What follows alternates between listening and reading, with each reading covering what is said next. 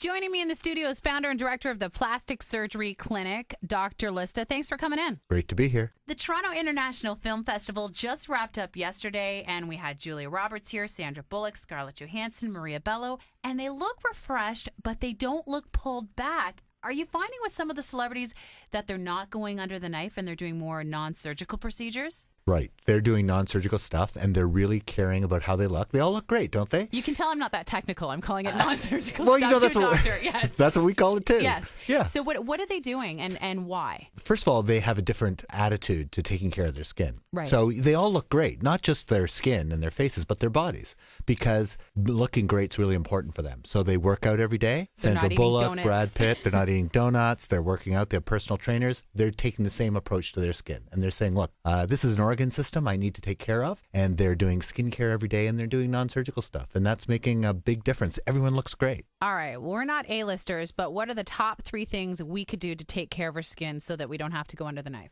A skincare program, morning and night, number one. And, you know, pick one. We invented Miracle 10 at our clinic because we thought that there was a need for it. Yep. But it doesn't need to be our product. It could be any product that works for you morning and night, every day, number one.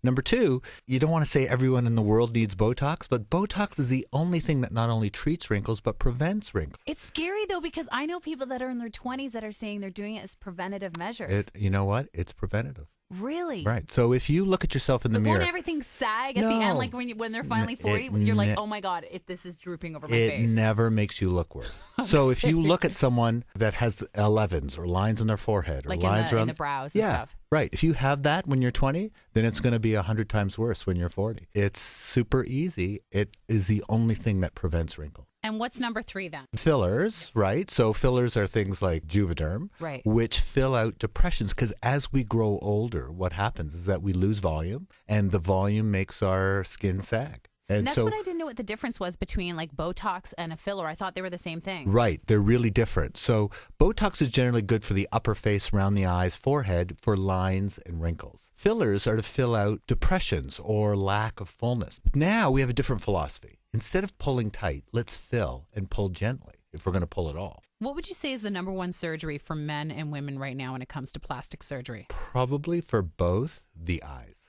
Really? Yeah. Eye surgery. Little bags, little wrinkles around the eyes, hooding of the upper eyelid. So I know my aunt just got her eyes done and she said, oh, no, it's surgical. I had to. I'm like, listen, we're Italian. I understand. Just be honest and say you got your eyes done. Yeah, it's quite all right. Well, you know, it's so funny because the older generation, like my aunt, like your aunt, are sort of reluctant to say it. The younger generation, everyone's doing it and talking about it. No one's shy about it anymore. Wow, I've learned so much. Oh, my goodness. What the stars go through, what everyone else goes through. I think I'm going to hold off a couple more years. Dr. Lista, thank you so much for stopping by the Chatelaine Radio studio. Thanks for having me.